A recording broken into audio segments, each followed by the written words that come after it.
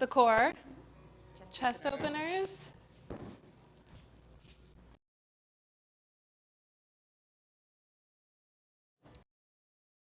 So 'tis cancer season. We've been talking a lot about nurturing.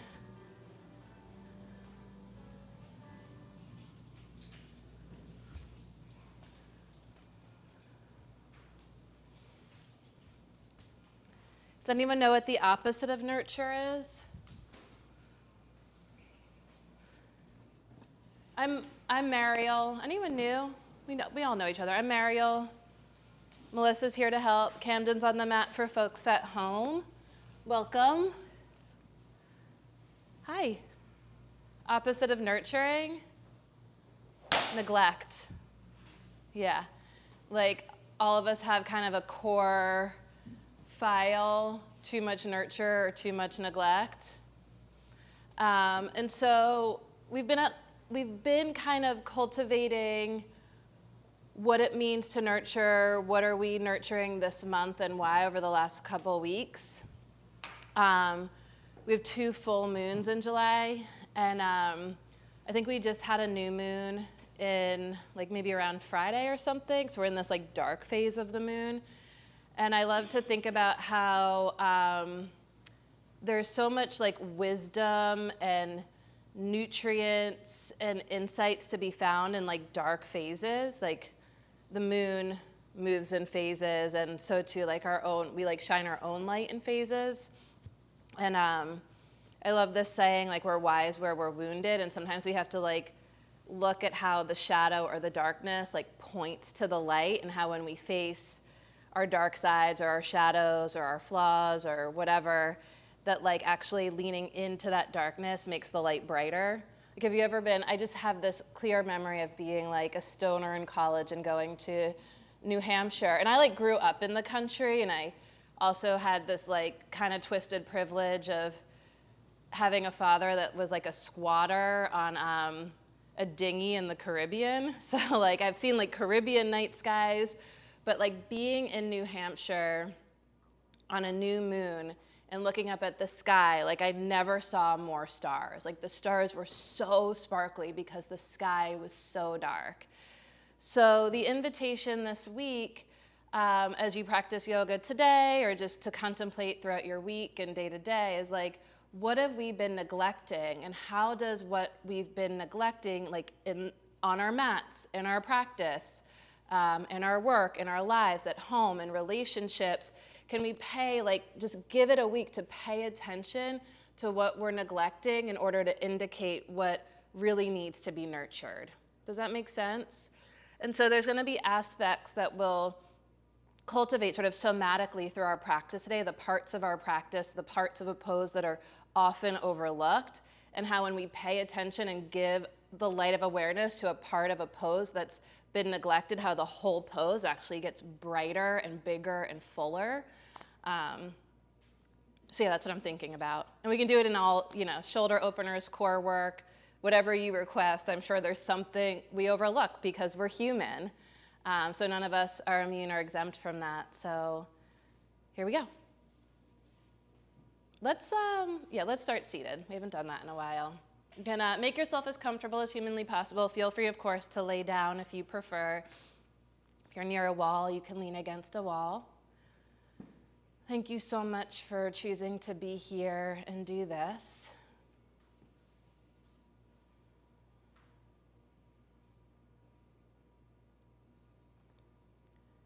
The entire physical practice of yoga is first and foremost in service to the breath, to the gift of life that fills us, surrounds us, and connects us. And this, it's such an extraordinary, powerful aspect of our life. It's the source of life is the breath. And just a moment to consider how easily and often the presence of the breath is overlooked. And just the fact that no matter how much we neglect the breath never neglects us. The breath nurtures us no matter what. And fluency in yoga is so much about intimacy with the breath. learning to nurture the breath and be in relationship with this life-giving source of energy. The entire physical practice is a strategy for aligning ourselves, engaging ourselves, and stretching ourselves through aligned engagement in order to enhance and optimize our capacity for breath, for energy, for life. And so we'll begin by turning the light of awareness to the breath, and just by turning your awareness to the breath, notice if and how naturally the breath begins to deepen and expand. We breathe through the nose, of course, allergies and sinuses permitting. In and out through the nose. Noses are for breathing. Mouths are for eating and talking.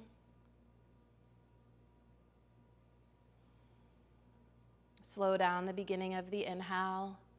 Take it into your seat, into your ground of being, into the earth where we're all connected, and let it fill you all the way up to your crown. And as you exhale, let the outer body soften and settle, draping itself over a radiant inner body.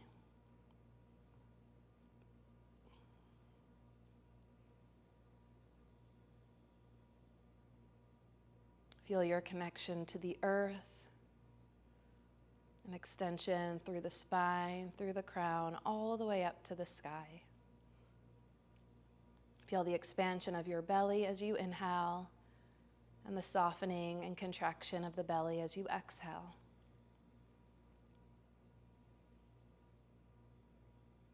You can bring one hand to the heart center and see if you can notice the rhythmic beating of your heart, always present, intrinsically peaceful, utterly powerful.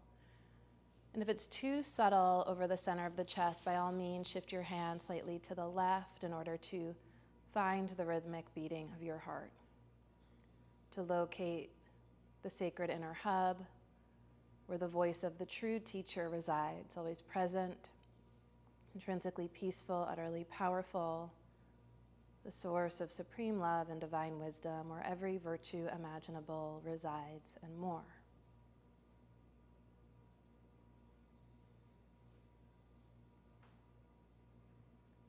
Cancer season is the invitation to nurture your foundation, your ground of being, your instincts and your intuition, your gut, and the heart center, the voice of the true teacher. And which, if any, if not all of these aspects, has been neglected? Is there anything in particular you want to give your attention to today, this practice?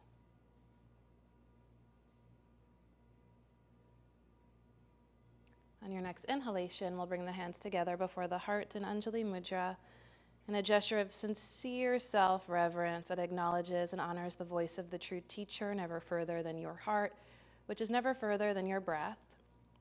And a gesture that places this aspect of ourselves before us as a guide for at least the time we spend together. And we'll set the tone for our practice today by sharing the voices of our hearts and the sound of an Om. Feel free to join into the sound or let it wash over you. Deep breath in.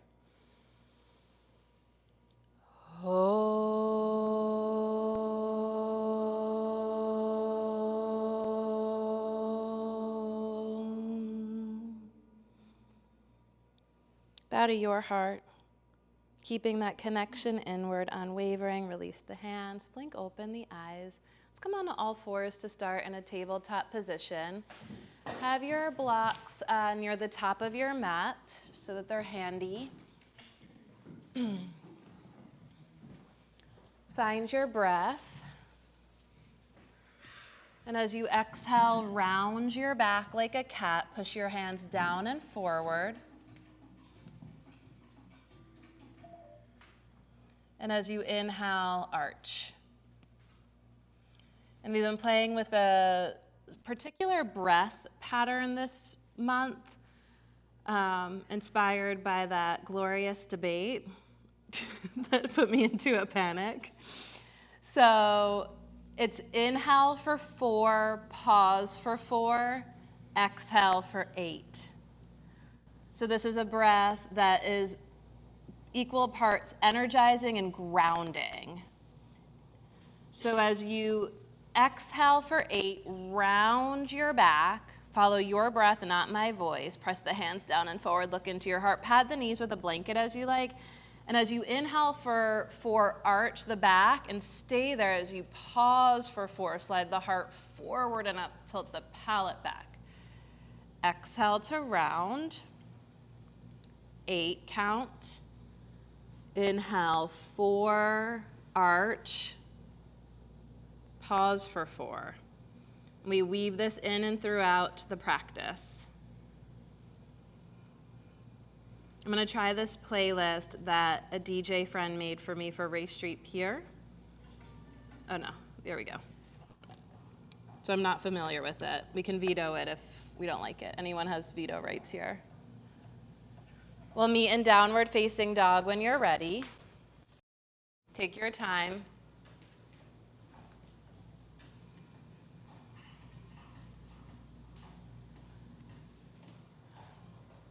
Okay, so for those of you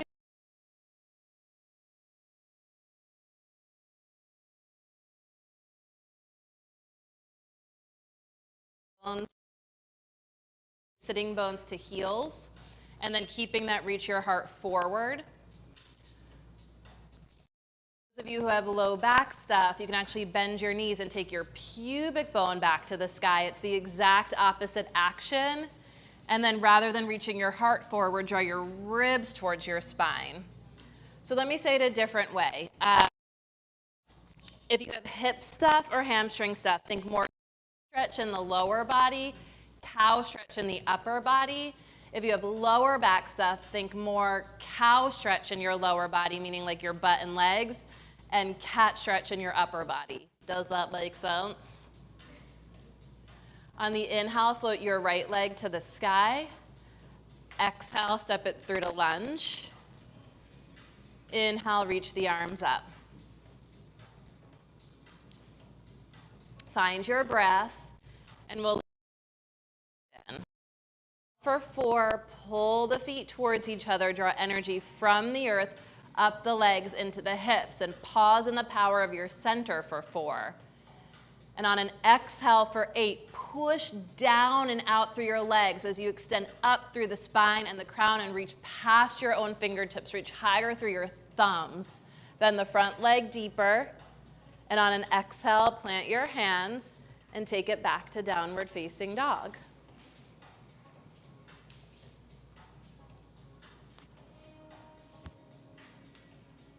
Find your breath. Inhale through the nose for 4.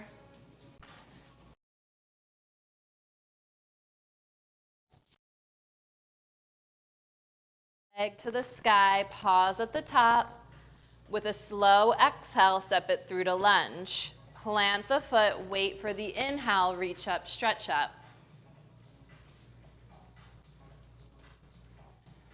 Linking breath and action as you inhale, pull the feet towards each other, draw energy from the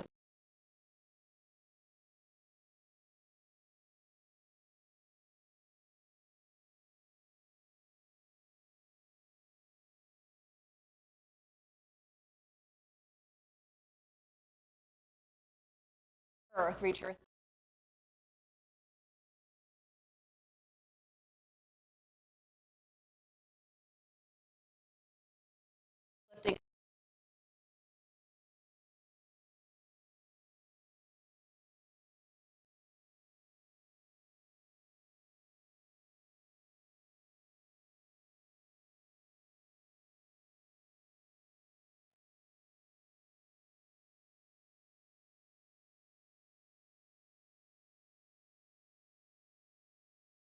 Bend the elbows just maybe up to halfway. Inhale, push the arms straight. Whew. Exhale, downward dog.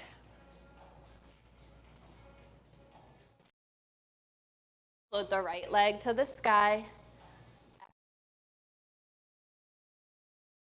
Inhale to reach the arms up. You exhale, take to feel your connection to the earth. Notice if you're overlooking your connection to the earth.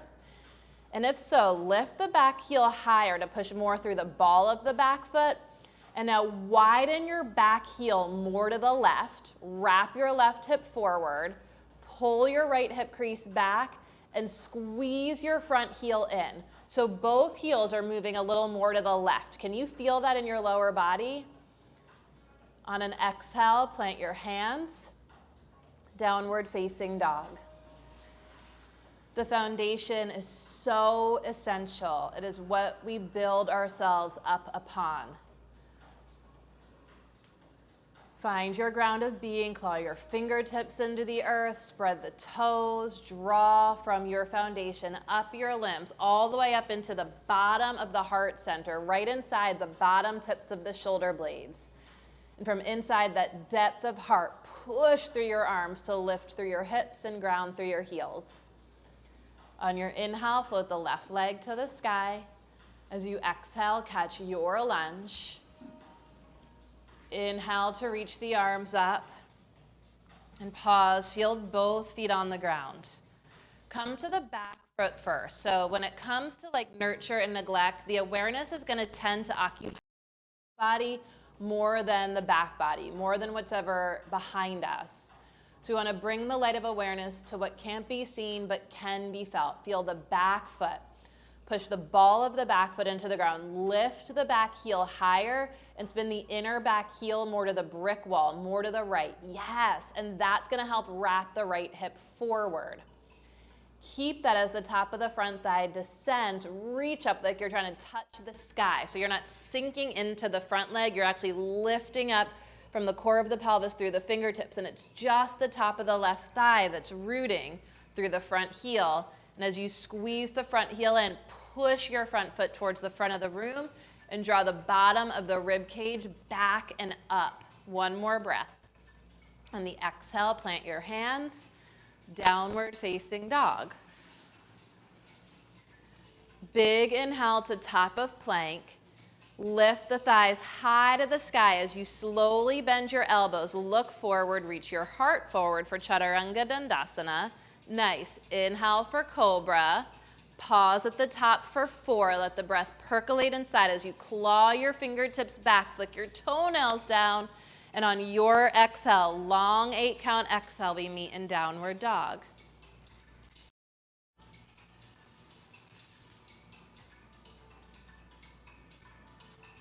Is it okay to touch? Think tailbone towards the ground, like a cat stretch. Inhale to float the right leg to the sky. Or lunge. Big breath in, back heel to the ground, warrior 2. Point straight ahead. Turn your back toes in and draw from the fingertips up the arms into the shoulder blades. Draw from your ground of being, your feet up your legs into the core of the pelvis. And as you draw from the periphery into the core, press your inner back heel back and hug your outer front heel in. And as you reach back through the left fingertips, like you're going to touch the wall behind you, bend the front leg deeper than you ever have.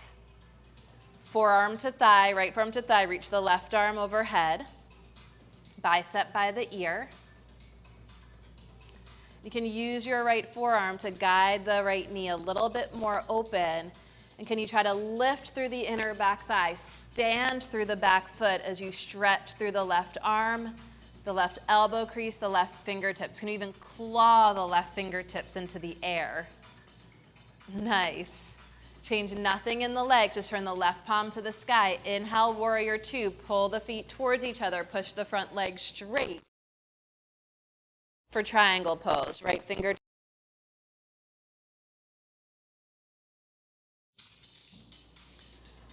So the weight tends to out of the front foot. Can you lift the little toe edge of your front foot clear up off the floor? Lift the outer edge of your front foot clear up off the floor. Put a little bend in your front leg And as you lift the outer edge of the front foot up, can you guide the inner knee more open? These are paradoxical actions for, I don't know, dare I say paradoxical times? On the exhale, pass through lunge, downward facing dog.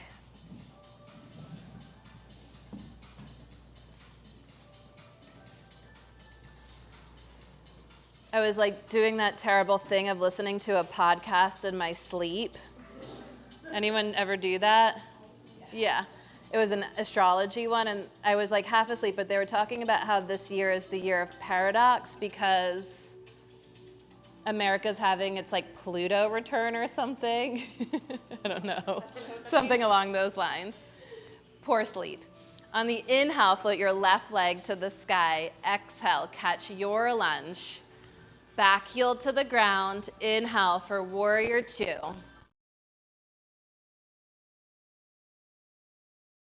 Find your breath.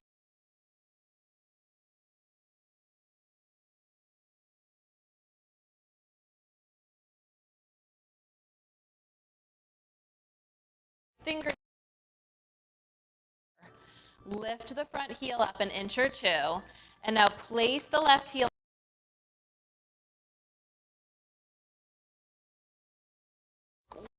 The left heel in.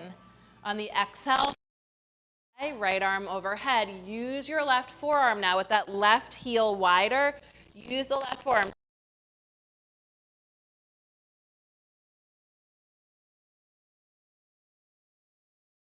The back foot, push it to the back of the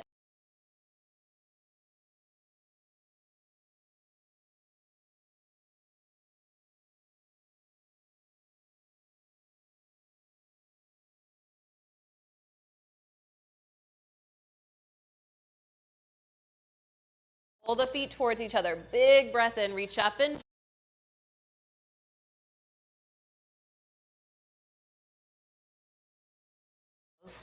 left fingertips to the floor or a block. Now same thing here.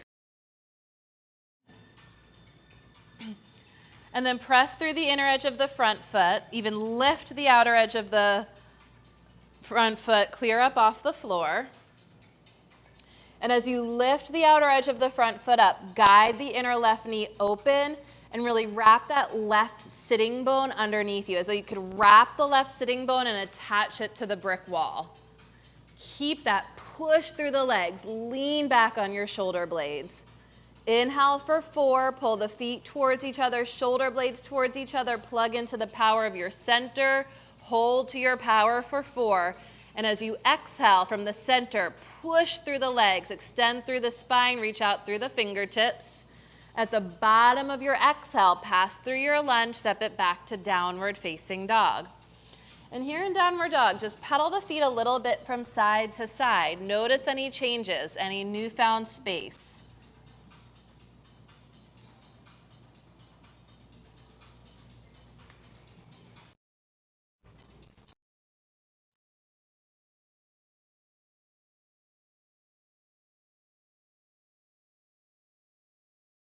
Try to reach your heart towards the front of the room.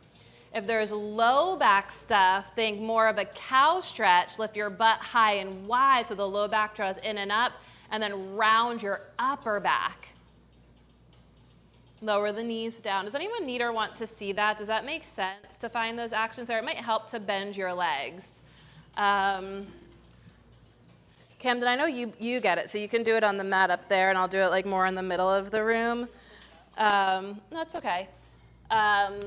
So if there's, and these are, let me also just add, like, this is remedial. So we're like not supposed to use the word therapeutic in yoga anymore. That came about maybe in the last 5 to 10 years.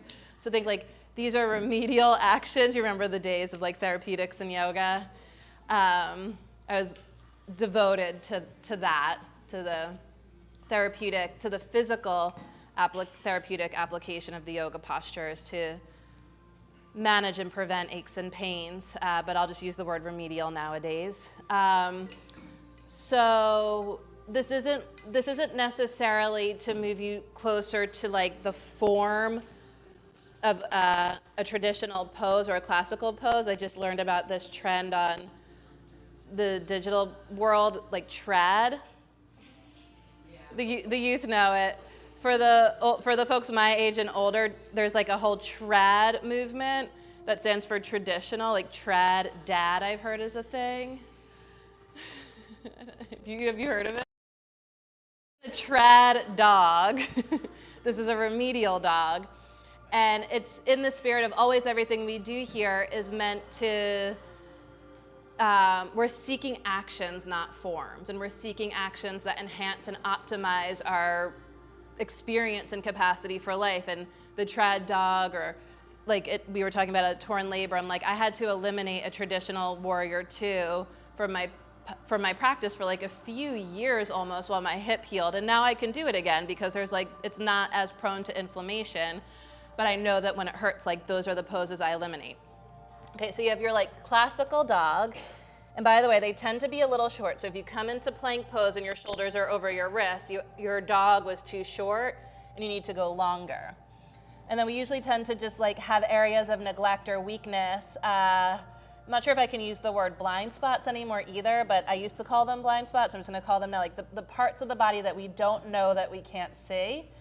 So, but like, you'll know because your body talks to you. It goes like hamstring pain or hip pain or low back pain or shoulder pain. So there's actions we can do to actually clear that. So if it's hamstring pain, hip pain, I'm gonna like do more of a cat stretch here and then reach my heart forward. So this is a cat stretch. This is a round arch, okay? And down dog, I'm rounding the lower body and arching the upper body if I have hip pain or hamstring pain. If I have low back pain, I'm actually gonna arch the lower body and round the upper body.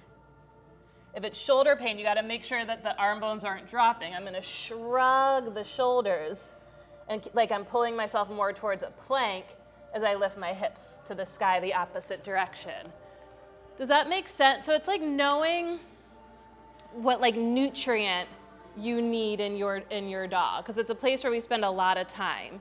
So you go like, what's my body? You know, the wisdom of the body is that the body doesn't lie. You might not know what, and nothing hurts, that's great, like wait for it. Sorry.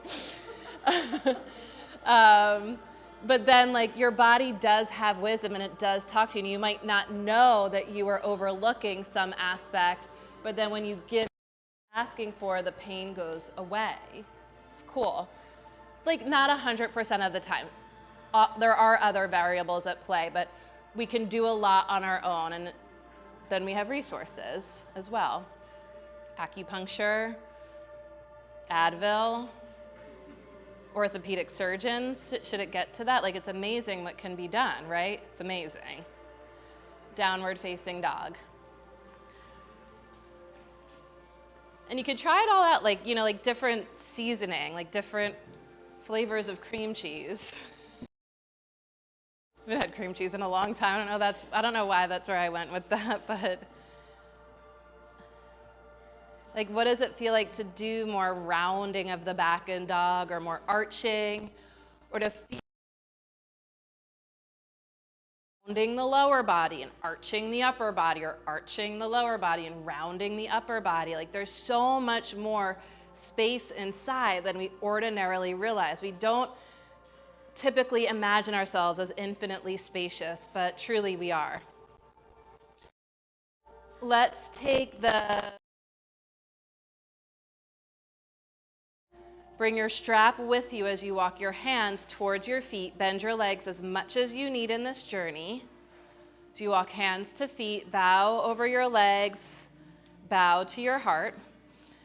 The feet can be as wide as the center of your heel on the mat, the center of your heel, and then the base of your second toe. So the center of the heel and the base of the second toe are on the outer edges of the mat. Bend your legs and wrap your hands around your outer shins. We'll come back to the strap in a sec. And hug your outer shins in and wrap your fingers, your palms around to the backs of your calves, and lift your calves up and pull your calves forward. And as you pull your calves forward, press the tops of your thighs back and the tailbone down so that the front of the pelvis actually lifts away from the front of the thighs.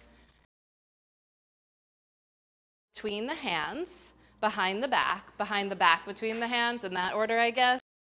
Bring the hands as close together as you can, and then hug the shoulder blades together. And as you inhale, hug the feet to each other to engage the legs, reach the arms up to the sky to lift and open the chest. And as you exhale, fold, let the head be heavy, let the arms be heavy overhead. As you inhale, hug the feet towards each other to make the legs strong. And with the legs strong, try to pull the hands apart. Divorce heel to the edge of the mat. There you go. Good.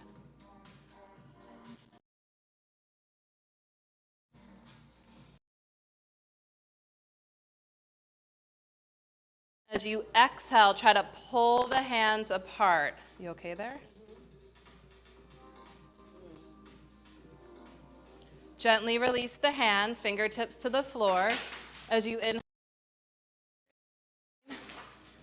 as you exhale, fold, and walk your hands out to downward dog. You can bring your feet a little bit closer.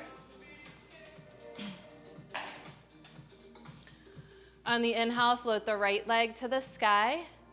As you exhale, take a big step forward. Take your right block forward of your right foot and over to the right. Spin the back heel to the ground. Heel to your back foot forward a little bit, and then reach the block forward more in front of you. Take a big step forward and up, half moon pose. So now the right knee and toes point straight ahead. Squeeze the right heel in, guide the inner right knee open. And now as you anchor the tailbone down through your standing heel, as you squeeze that right heel in, can you hook your right sitting bone to the stairwell wall? Try to take your right sitting bone and grow it more to the left. Turn your left toes 2 more inches from the inner thigh, not from the foot.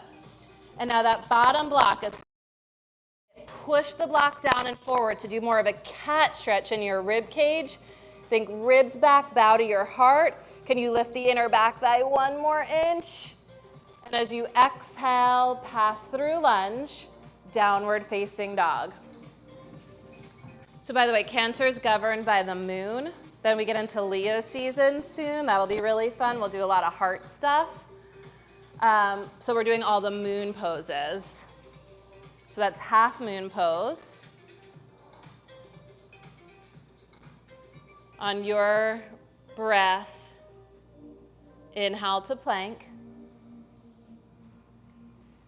Pause here for 4. The arms are going to stay straight. But as you exhale, can you lift the fronts of your thighs higher and reach your heart forward? Look forward. Claw your fingertips, and as you hug your hands in, lift your thighs 1 more inch. Whew. Core work. Downward facing dog. Inhale, float the left leg to the sky. Exhale, catch your lunge. Take the left block way out in front of you.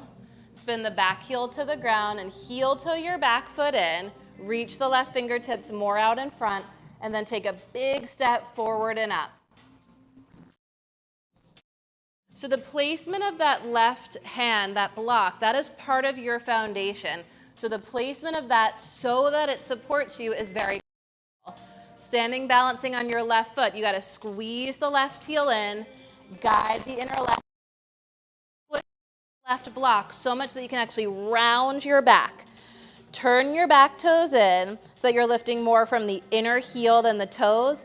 And then rather than lifting your back foot up to the sky, can you lift the inner back knee? Is it okay to touch? Push your foot into my hand. Yeah, push me towards the floor. Yes, now lean back on your, oh, gorgeous. I didn't even have to finish the sentence. The more you actually push your back foot down, the more you can lean back on your shoulder blades. Good, pass through lunge, that was really cool. Downward facing dog, whew. Do we need a degree of chill? Find your breath.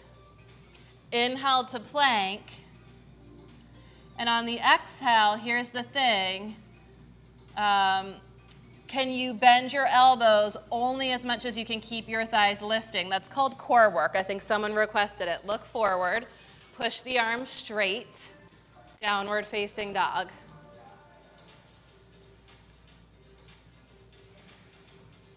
We're going to go right. Let's go left leg through to lunge.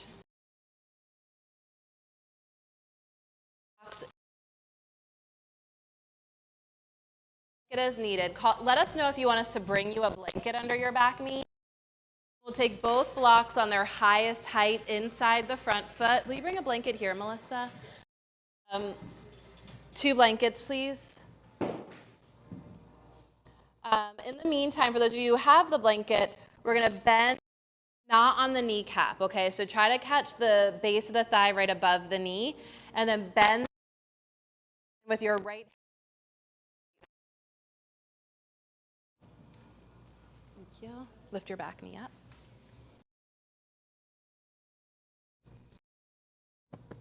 Nurture those back knees.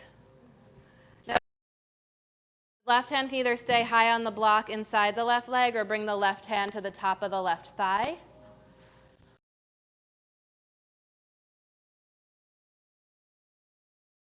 Tailbone down. So much the front of the pelvis lifts. Maybe reach back with your left hand for your right foot and reach the right arm to the sky. And as you take your butt towards the back of the room, think like a puppy pose or pose. Push into your front foot, and can you do more of a cat stretch in your midsection? Round the back and let the top of the front thigh descend. Gorgeous. Gently release. So that's for those of you the ultimate psoas, to align and stretch your psoas. Downward facing dog. When you go up, foot upright.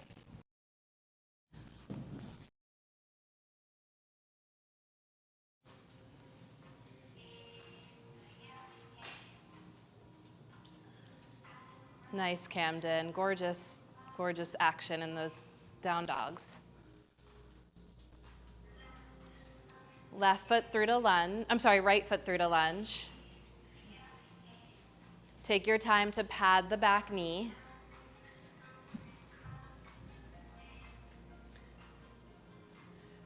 So I have a little bit of concern. This just is coming, I'm wanting to nurture your knees here. That when you walk the back knee back to catch the skin above the knee, that's really important to do there so you're not on the kneecap. I'm worried that we're walking the back knee back and then the front foot ends up too far forward. So if you walked the back knee back and now you're on the base of the back thigh, can you just scoot your front foot back a tiny bit? And then bring both hands high on blocks inside your front leg and bending the back leg, left hand will find the left foot. And you bind yourself to yourself without losing your sense of connection to your ground of being, to your foundation. Press the back knee down and forward. Front knee and toes point straight ahead. If you feel steady, bring the right hand to the right thigh.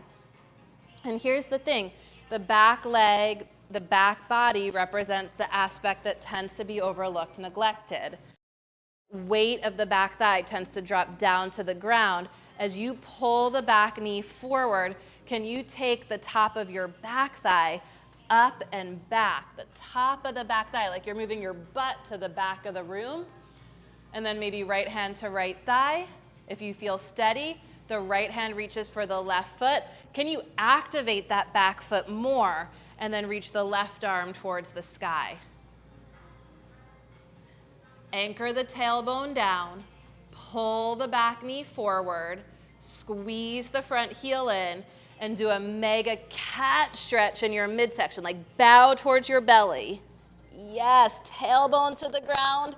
Keep that. Now bring your head back over your spine. Gorgeous. Gently release. Down.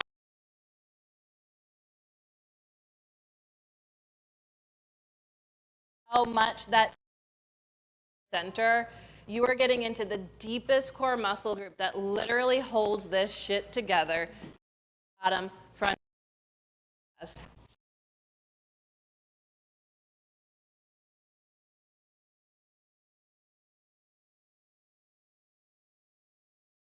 Connection to the earth as you inhale for cobra. Pause at the top of your cobra for 4 counts.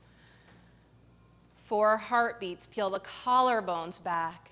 Nice. And then exhale, we meet in downward dog. It's such a groovy playlist. On your inhale, float your right leg to the sky. Exhale, catch your lunge, locate your blocks, walk them way out in front of you.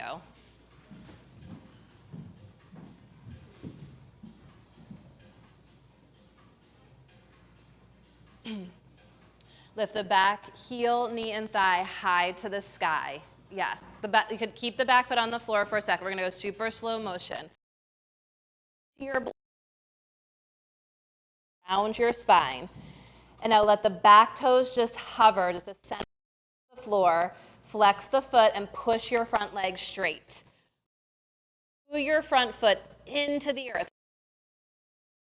And your hips, walk your blocks more forward. Push the blocks down. Round your back. And as you round the back from the core, can you lift the inner back thigh 1 or 2 more inches? Turn your back toes in. Bring your right hand to your right hip crease. And as you squeeze the back foot to the midline, pull your front hip crease back. Draw the left shoulder blade to the spine. The higher that block, the easier it'll be. Put the block where it supports you.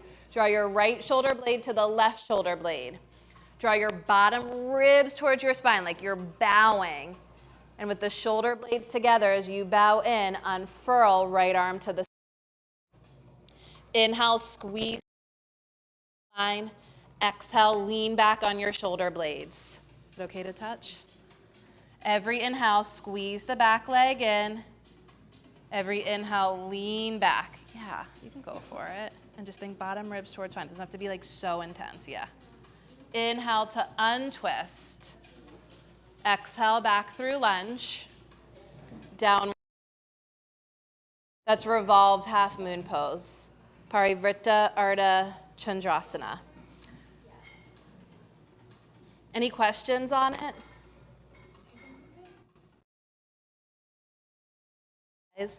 Yeah, totally. Can have a rest. Yeah, there's some really important things here. And like, I love that it's called half moon pose. Like, I've often wondered why half moon, but I love this idea. Like, I love thinking about how things are illuminated in phases and how the half moon marks like half light, half darkness. And that ability to just stand in and hold in and breathe in that space of like half light, half darkness. So we came into lunge, we walked the blocks way out forward.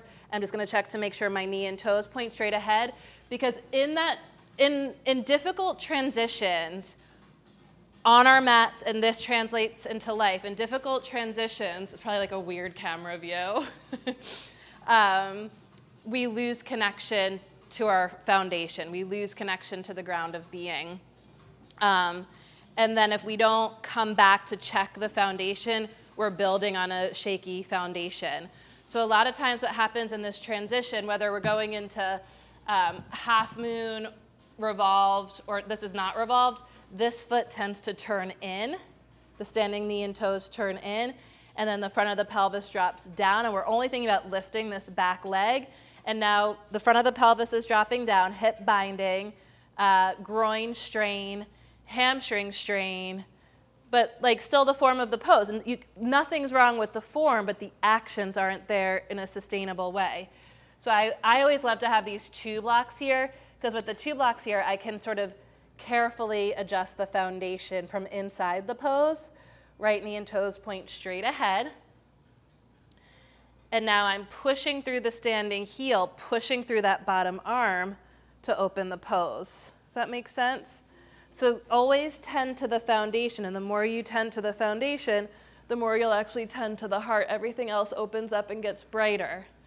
In the revolved version, again, this tends to do wacky things in the transition. Just check to see that the knee and toes point straight ahead. And then the tendency is, again, for the front of the pelvis to drop, and we're just thinking about lifting that back foot as high as possible. So we're going to push into the blocks, lower that back foot down, and try to really anchor the tailbone down so that the front of the pelvis is lifting. You can, and like you should be able to like place a fist here. I'll often say like pitch a tent in there. So the front of the pelvis is not dropping, the front of the pelvis is lifting. And now I know that my hamstring is supported and my core is engaged. And then from the opposite waistline, I'm going to twist, draw the shoulder blades together. As I inhale, I hug the back leg in, and as I exhale, I lean back. You can stay here, extend the arm. If that feels yucky on the shoulder, just be here or here. But the key is, see, I lost it. Can you see me lose it? I got to push into the block to keep the core lifting. As I inhale, I hug the back leg in. Exhale, lean back on the shoulder blades. Whew.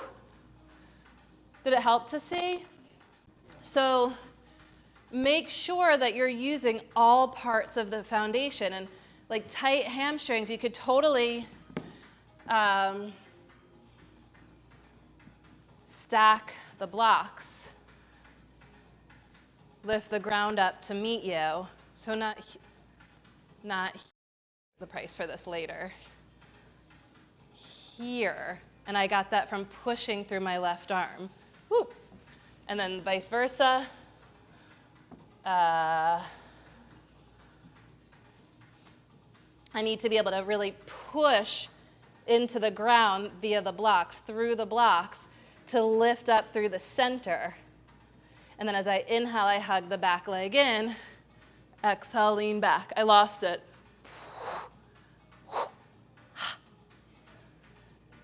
Ribs back, leg in, shoulders back. Sweat, because I plugged in. And that's all it takes. Like this pose can be a one and done warm up. You feel that, right? Okay, second side. Is that true? Second side? I don't know if any of that was on the camera in this weird position I was in. Here you go, my love. Sorry, friends at home. I'm neglecting. What? Yeah. Fine. We'll meet in downward dog. Find your breath.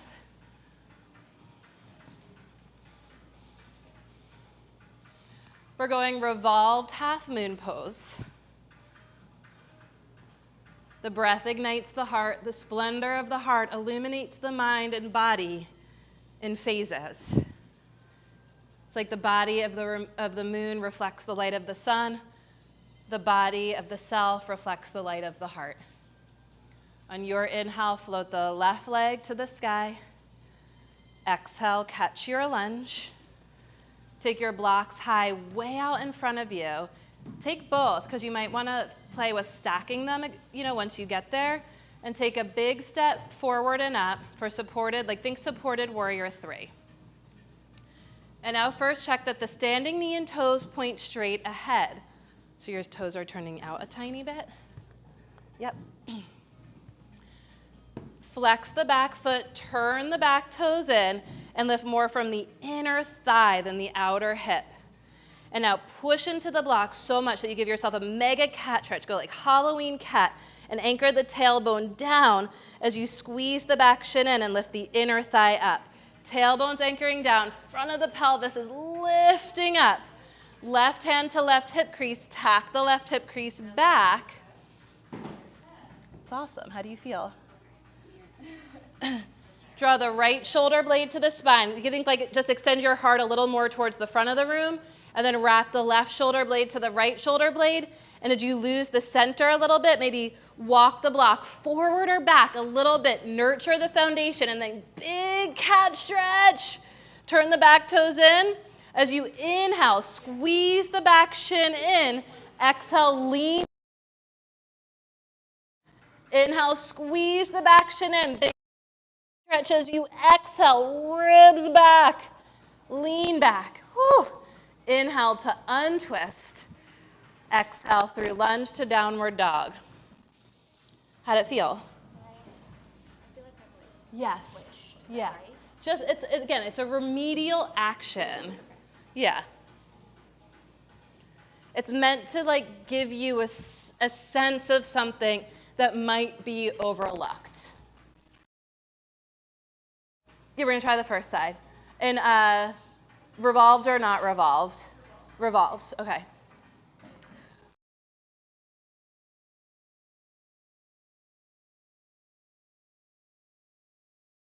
Chandra. And untwisted. By request, we're gonna find your breath. The sky, exhale, catch your lunge. I like to come into this so like I reach for the blocks, I check the front knee and toes are straight ahead, I squeeze the front knee open, I just hover the back foot a little bit and I'm in like a hovering. The back toes turn in, the inner thigh lifts and push the front leg straight.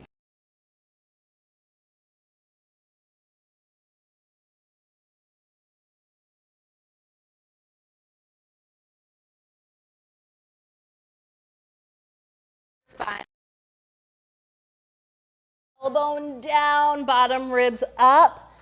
The shoulders will actually round when you really get into it.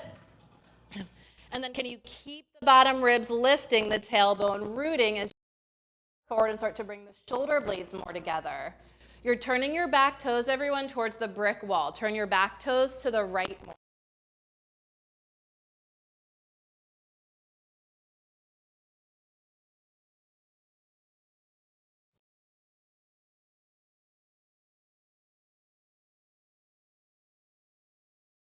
In as you lean, start to twist.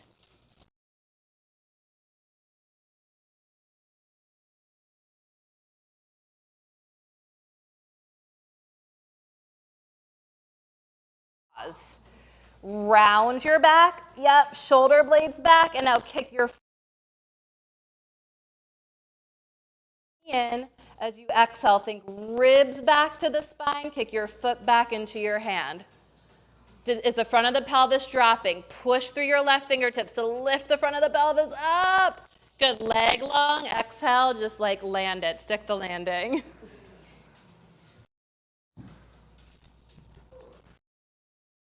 Ardha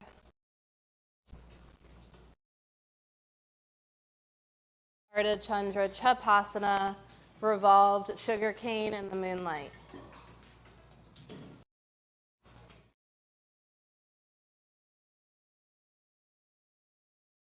Drums. Yeah, that's what I'm thinking. I can't think of one. I could think of like full moon action that I teach a lot. Does anybody know if there's like a pose named for the full moon? I've definitely like over the decades in yoga, I've heard teachers teach something called like we have sun salutations. I've heard of a moon salutation, but it's not been consistent. So different traditions must have like a different spin on moon salutations. Is your knee pointing straight down? Yeah, down. No, I mean again, there's gonna if you look up the pose.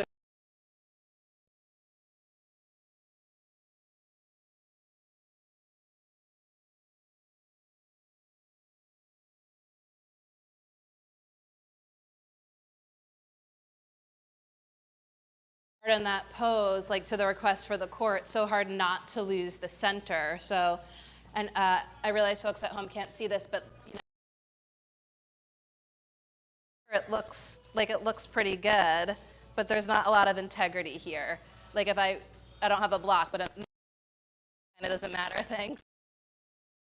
But when I pull into my center and hug the back knee to the midline, can you see the difference? I'm not just in my flexibility, I'm in the power of the center. And when and the power of the center is intrinsic, but for whatever reason, we as humans like look outside of ourselves for power and we forget that the power is within. And when you plug into that power, everything gets bigger and brighter. And it's like not a woo-woo thing. You will directly experience it. This is not a cult thing. This is like, and it's why you keep coming back, because you get hits of it on your mat. You plug into your power and like, you get more flow or you get like a hit. Not like nitrous. Never did that one. Sorry, downward dog.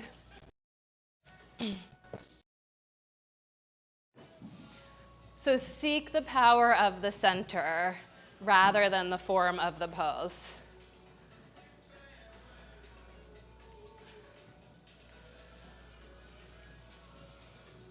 Find your breath. Inhale for 4, pause for 4, let it percolate inside. Notice what you notice, feel what you feel. What is becoming more revealed now that wasn't being recognized earlier?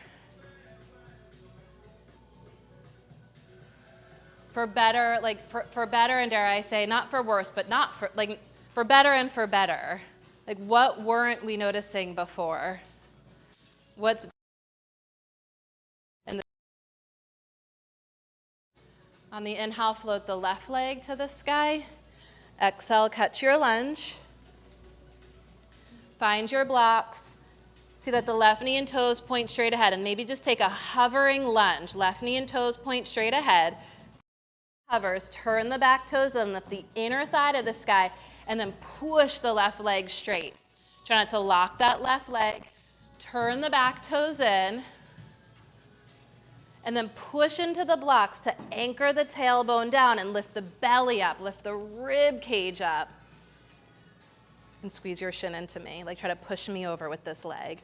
Knock me over. You got it. Feel that. And as you push the blocks down and forward and draw the bottom ribs up, the tailbone anchors down and that front of the pelvis is lifting. It's light. Keep it as you bring your left hand to your left hip. Draw the left shoulder blade to the right shoulder blade. Keep pressing the back leg to the midline as you twist the right waistline to the left. You can keep the left hand on the left hip or reach the left arm to the sky. Try not to lose your connection to me, I'm still here. And as you inhale, hug the back leg to the midline. As you exhale, push the right block down and forward. Draw the rib cage back, lift the front of the pelvis up, lean back. Bend the back leg, heel to butt cheek. Maybe left hand finds the right foot. You gotta squeeze that back knee in 10 times more than you think. And as you make the connection, bind yourself to yourself, come back to your foundation. Push into the right hand to plug into your center. And as the center lifts up, draw the left shoulder blade back and press foot into hand. Inhale, hug the back knee in. Exhale, kick the foot into the hand. Abigail, right knee way to the left. Oh, yes. Oh, sorry. Slowly. Inhale to undo.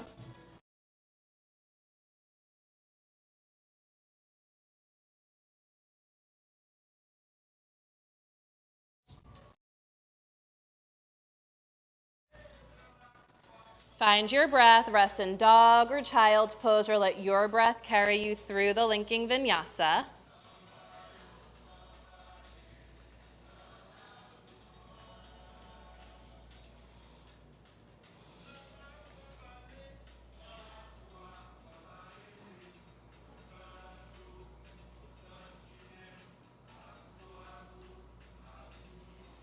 We'll meet in downward facing dog. Take your time.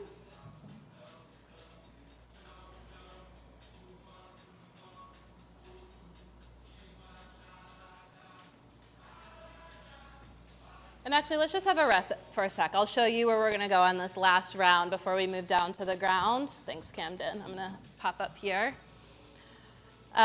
So blocks are in front of the mat. We'll be in downward dog. I haven't been on one of these in a while. I forgot how good these are. The B mat. Yeah. Shout out to the B mat.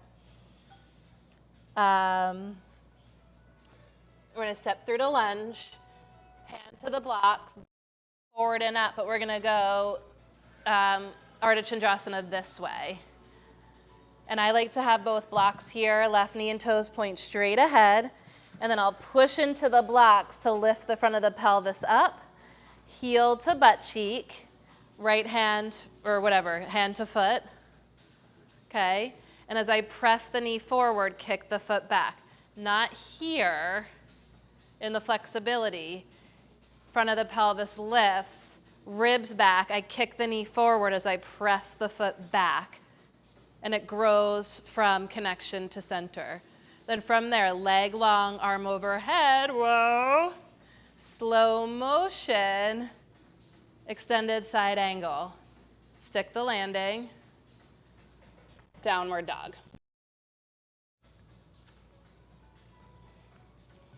See how this is dropping down? I'm going to push into the block to lift. I'm going really slow to keep that lifted.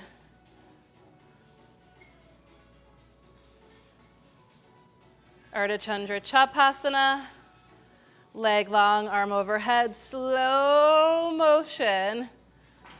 Stick the landing, extended side angle, downward dog. And guess what? From there, we're going to find our way onto the backs. Not Shavasana yet, but almost. Okay? So last round of really nurturing ourselves from the center to the foundation, from the foundation to the center. Okay, so downward dog. We'll meet there. Yeah. Yeah, so Camden said like we think of that pose as a big heart opener, and it's everything. It's a forward fold on the standing leg, it's a back bend on the back leg, it's a balancing pose, it's a heart opener. It's like so many things all at once. When you lean into the opening of the heart, you got to think like keep the connection to the center as the heart opens. So the ribs aren't jutting forward and the front of the pelvis isn't dropping.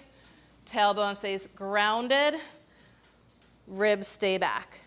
So we're nurturing our connection to the ground and our connection to the center, and that's actually what allows the heart to safely sustain opening.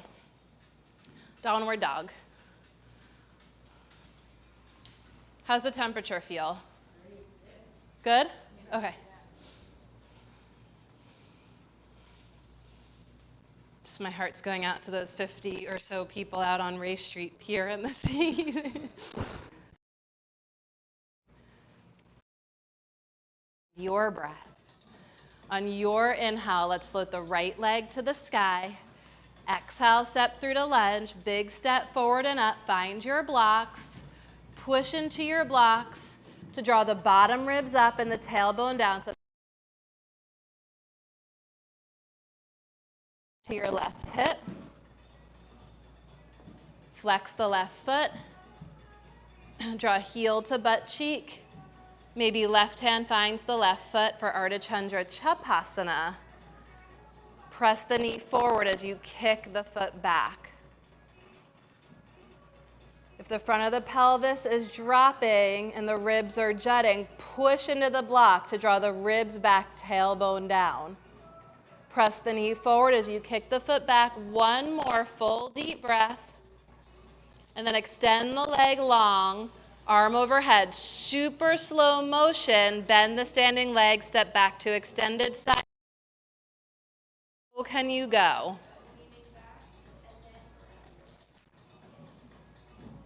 And pass through lunge, and we'll do the second side. Take your time, follow your breath, find your pace.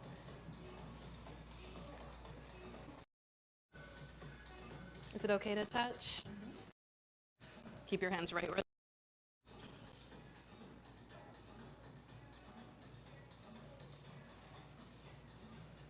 On the inhale, float the left leg high to the sky, big breath in, slow exhale all the way through to lunge. Big hands on blocks. Check point straight ahead, that they didn't turn in that transition. And then stack the hips, flex the back foot, adjust the placement of that left block, maybe even stack a tall block.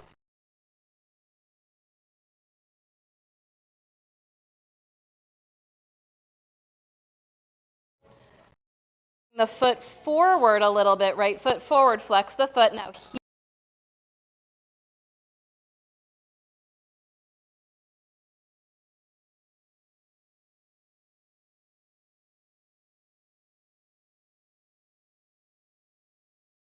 hips towards the spine and the shoulder forward, kick the right foot back. Tie yourself into the power of your center. Tend to the foundation in order to open up.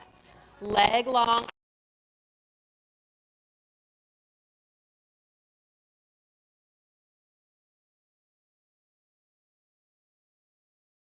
Time to find and feel both. And pass through lunge. Take it back to downward dog. Wait for 4. Pause. Push through the arms to lift through the hips. Press the thighs back and the heels. And on your inhale, we'll take plank.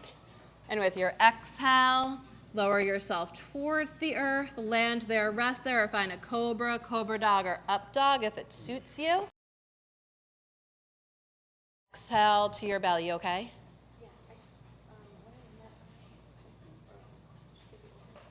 In Ardha Chandrasana this way? Yeah, this way.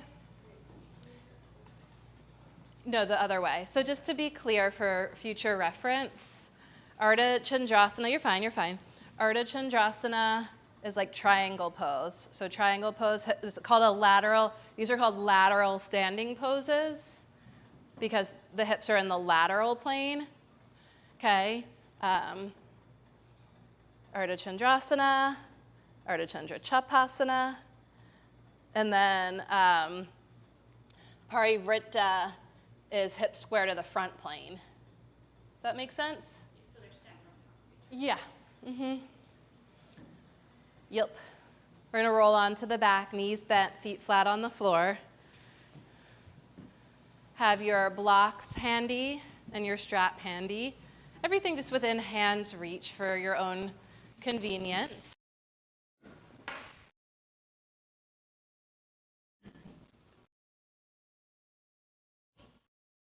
Feet flat on the floor. Place a block between the inner thighs. And try to hug the block with the fronts of the thighs.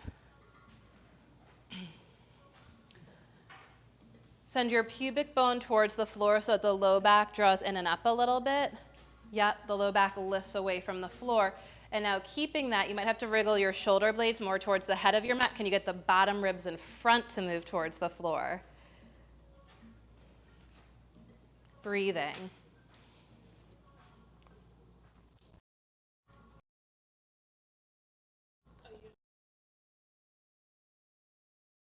I think it's like all connected to breath, actually, and just getting the back of your diaphragm to participate in breath. It might help to like lay over pillows on your front at home sometimes and just do like back body breathing, and it'll help you feel that connection. Now keep that and take pubic bone towards the floor. Yeah, but that's good. I can see you're doing it. And like not hold the breath. Press the elbows down. Wriggle the shoulder blades together underneath you. Stand through the feet to lift the hips up. Okay, find your breath. Let the palms come to rest anywhere on your midsection. As you inhale, feel the belly expand, hug the block. As you exhale, feel the belly soften, press the feet down and forward. Caroline, are you okay in the sunny spot? Do you want to? Okay, if you need to shift, there's plenty of space. You can interlace your hands underneath you if you prefer in bridge pose. And just find this breathing. Inhale for 4, hug the block, pause at the top, let it percolate inside. Long exhale, squeeze the block, press the feet down and forward for 8. Feel the bridge grow from inside out. One more of the deepest, fullest breaths in the instrument of connection. And at the bottom of your next exhale, we'll lower towards the earth. Between the thighs and bring the knees over the bend the legs. So you have knees over hips, ankles in line with knees. Press the palms into the fronts of the thighs. Hug the block more with the fronts of the thighs. Flex the feet, spread the toes. And can you, as you hug the block, bring your feet a little bit closer. And now just take your heels wider apart. Yes, I know, yes. Okay, now push hands into thighs and thighs. And then exhale, push hands into thighs for 8. You can make a shush sound. It'll help you feel your connection to center. One more time like that. Inhale for 4, pause for 4. Exhale, shh. Can you feel that? Oh my God, I can see like the core fire up. One more time, back these up a little bit more this way. Yes.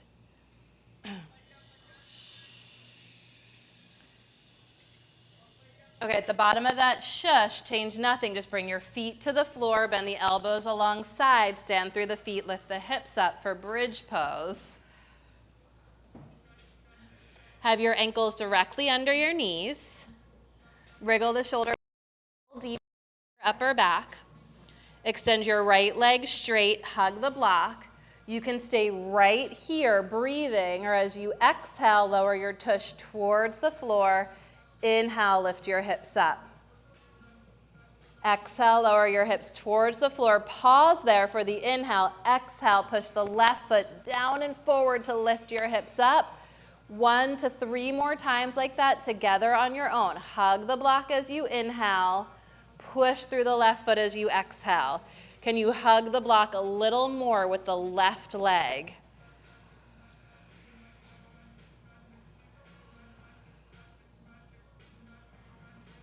And then rest when you're finished that side.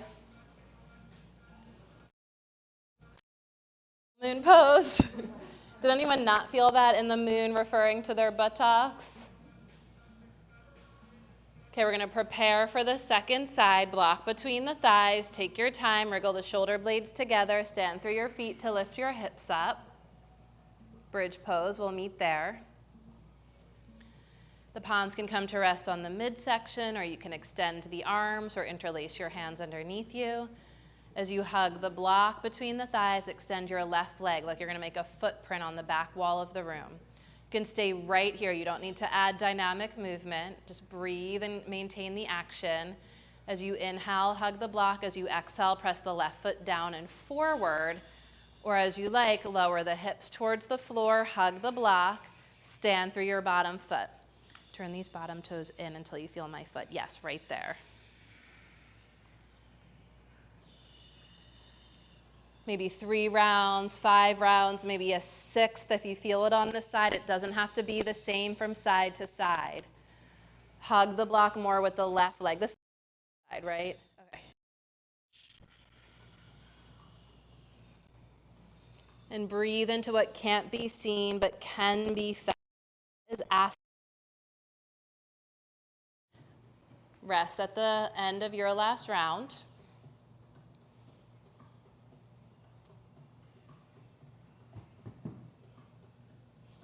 And now option for a supported bridge pose. Stack your 2 blocks under your hips, or if you have it in you for an Urdhva Dhanurasana, you can go from bridge pose into Urdhva Dhanurasana. So this is your chance to do you, just depending on the stamina you're feeling.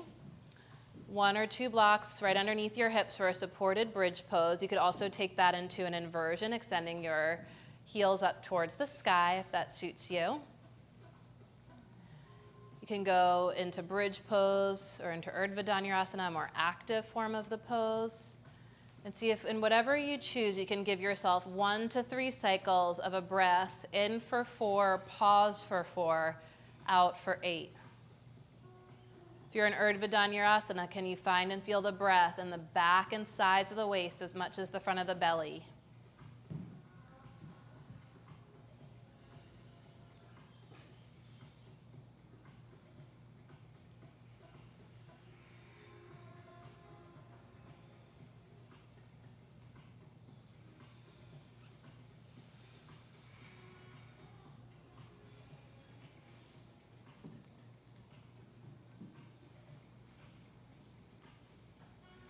We'll lower the hips to the ground. Take your time at your own pace, hips to the ground, block to the side. Take your feet as wide as the mat and let both knees fall gently to the right. Option to place the right foot on top of the left thigh.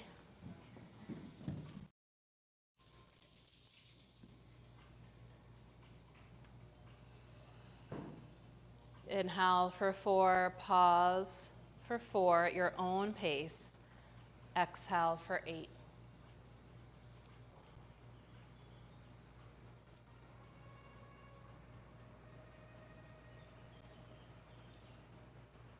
If your foot is on top of the thigh, bring the foot to the floor. Feel that connection, and then inhale the legs through center.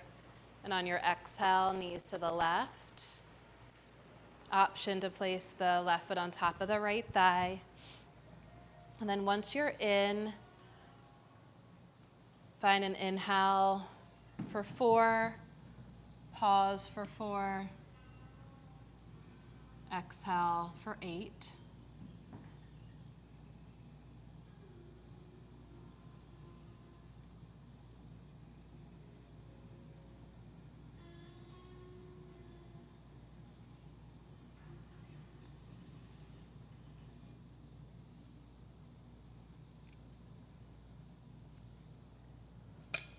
On an inhale, draw your legs up through center. Or if you have the cross, you can keep the cross, or just draw the legs up through center. Bring the feet all the way together, the legs together, cross the left thigh over the right thigh. Take a deep cross here so that the hamstrings sit on the quadriceps, so that there's no space between your thighs. And then scoot your tush to the left and lower your knees to the right. Jatara Parivartanasana, supine twist. You can extend the arms down to the sides, palms up, or out to the sides, or in cactus. And then offer this to gravity and breath. Feel the unconditional support of the earth beneath you, supporting you, nurturing you, the place where we are all connected. Feel the unconditional presence of the breath, breathing you. Can you find the intersection of breath and gravity?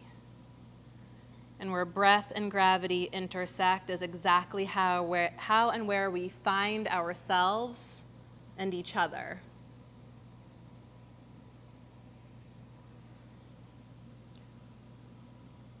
The breath, massage the visceral organs, 2 or 3 more of the deepest, fullest breaths that require the least amount of effort.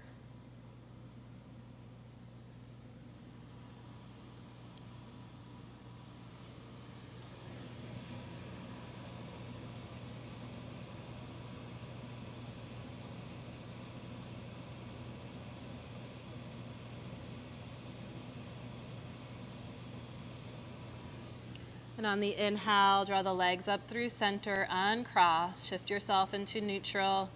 I even like to kind of stretch the legs out long and reach the arms overhead just for like a full stop in center. And then when you're ready on an exhale, bend your legs, feel the feet on the ground, cross the right thigh over the left thigh so there's no space between the legs. Scoot your hips to the right, lower the knees to the left.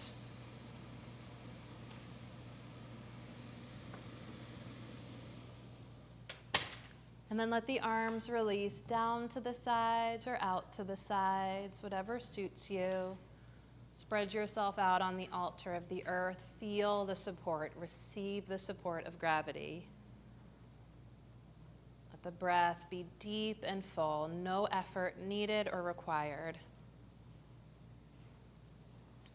Allow this depth, this intimacy with the breath to massage the visceral organs. Talk about overlooked. Can you believe what these inner organs do? All day, every day.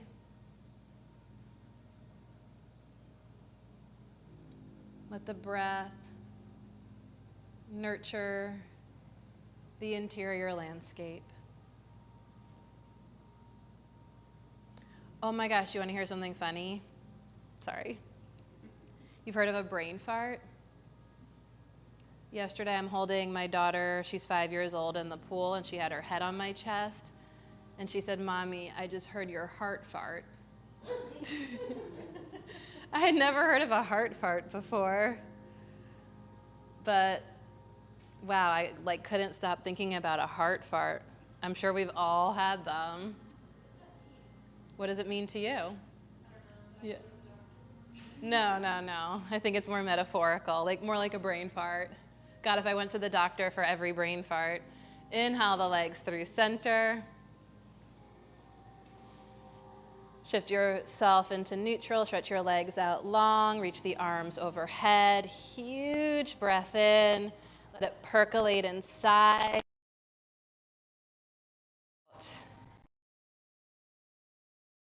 Fullest breaths. I don't know, I think of a heart fart as like, almost like the metaphor that we use with the Bluetooth connecting and disconnecting in the studio. It's like every time I forget my own humanity or the humanity of someone else, I feel like that could be a heart fart.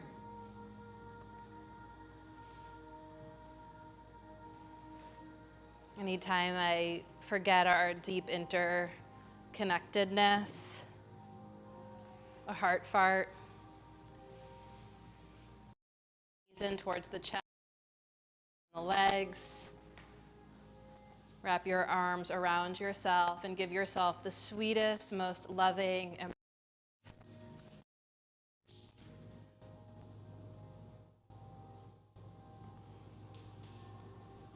And as you do so, your awareness or adjustments that you need or want to make in order to nurture yourself in preparation for a final rest. You could add or remove layers, you could let your hair down, put your glasses safely off. Really make of yourself, bring to yourself, and then of the self, the sweetest offering to the altar of the earth.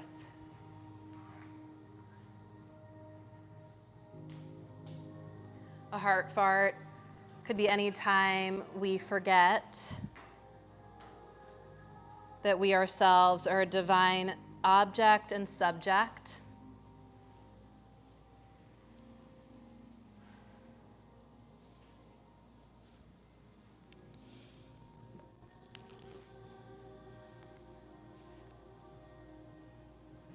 So make of yourself a divine offering to the altar of the earth. Allow the eyes to soften and close, a phase of turning into darkness in order to see more clearly.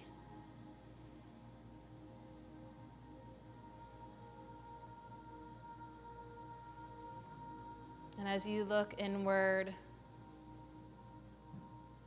can you note, observe the extraordinary beauty of both your darkness and your luminosity, like sparkly stars in a midnight sky.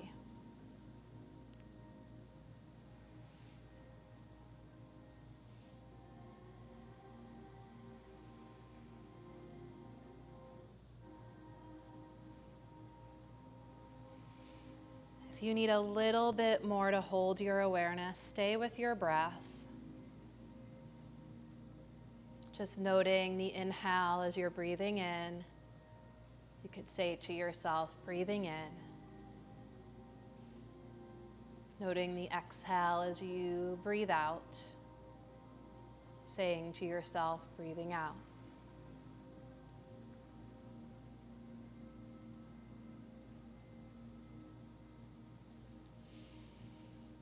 And in the yoga mythology of our tradition, all these heart farts that I might refer to as like forgetting our divine essence, forgetting the source of supreme love, forgetting the presence of the breath, the unconditional support of gravity is for the pure joy of remembering.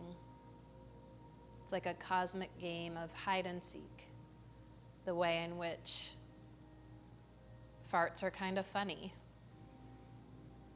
We forget our true nature for the pure joy of remembering.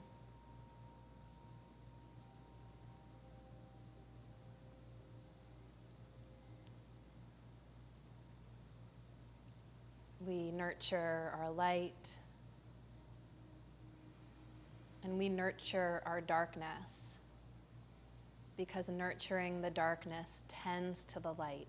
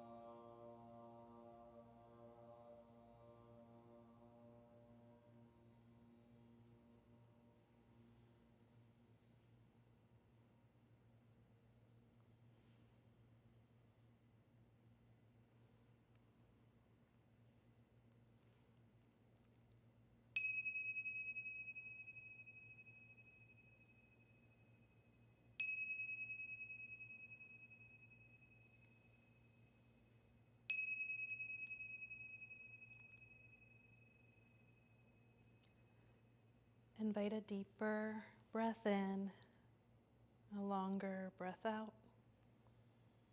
As you deepen your breath, feel how naturally the breath deepens you.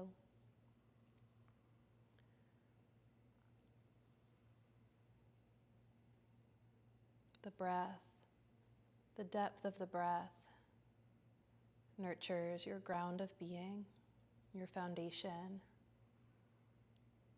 your intrinsic core, your true nature, and your heart, the voice of the true teacher. And as the breath ignites the heart, the indwelling light of the heart informs, illuminates, and inspires the faculty of the mind, the power of knowledge, and the agency of the body, the power of action. And here in this gift of conscious breathing, embodiment, let the powerful spirit that you are awaken the beautiful body that you have in whatever ways feel good. And allow the beautiful body that you have to embrace and adorn the powerful spirit that you are, literally wrapping yourself around yourself, for this is and you are the gift of life.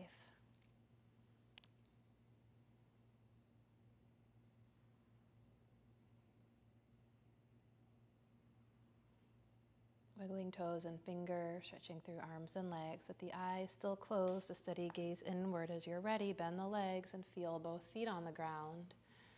Take a breath as you call yourself down to earth and back to reality. Take a breath as you visualize the ways in which you stretch your practice, yourself, your capacity to nurture yourself, those in the world around you, into the activities of your daily life. In so doing, bringing more beauty and goodness and powerful, positive impact to those in the world around you. Imagine that. Take a moment to set an intention. What is it specifically that you will tend to, that you will nurture in yourself this week, this new moon cycle? Is there anything that's been neglected that needs attention, tending, and nurturing? And may we give ourselves this time and space to nurture that, for the sake of ourselves and for the sake of something greater than just ourselves. When you're ready, roll to one side, press through your arms, find your way into a comfortable seated posture. With the eyes closed, we'll fold the hands together before the heart in Anjali Mudra as a gesture of sealing in our intention, for sealing this intention in our heart of hearts, and then placing our heart of hearts, the energy of this intention, before us as a guide in all we do. In so doing, bringing more beauty and goodness to ourselves and to those in the world around us. As you bow to your heart, with all my heart, I bow to every one of you. Thank you so much for your presence and your practice, and for all that you are and all that you do every single day of this life. Thanks, everyone. Thanks, everyone. So heart fart, I forgot that that was supposed to be the intention, the theme for the whole class until the very end, but next week we'll do heart fart. Feel like it's like a very spiritual concept. It could be like a book title. Yeah. It's gorgeous, doing all the down dog techniques. Thanks, everyone. Just a reminder, we have a suggestion box downstairs, so feel free to add comments, feedback, requests, suggestions to our suggestion box. It's at that little kitchen sink area. We have Teen Yoga Connection with Nicole on Friday, July 12th, 10 to 11:30. If you have teens or no teens, come do some yoga with Nicole. Kids Yoga Fun Night with Sarah for school-age kids, Friday, July 12th, 5:30 to 8:30. If you have kids or no kids, that's super fun. It's yoga, pizza, and a movie. And then you can like have a date or just chill.